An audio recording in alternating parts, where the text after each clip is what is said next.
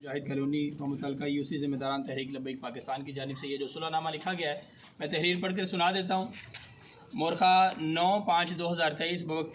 तकरीबन 4 बजे से पहर नज़द टल वाली मस्जिद प्यारा पानशाप अदनान मसीह वल्द लब्बा मसीह के से ज़हनी तवाज़ुन ख़राब और मफलूज होने की वजह से तहरीक लब्बैक पाकिस्तान की फ्लेक्स को फाड़ कर बेअदबी की गई।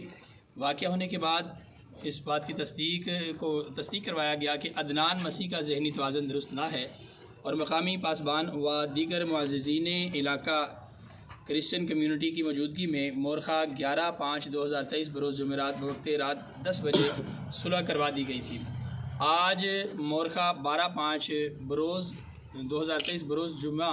वक्त रात 12 बजे के करीब दोबारा तहरीक लब्बैक पाकिस्तान की तरफ से यूसी ज़िम्मेदारान और मुअज़्ज़िज़ीन अहलियान इलाका बमुकाम पास्टर नदीम अज़ीज़ के चर्च में ये तहरीर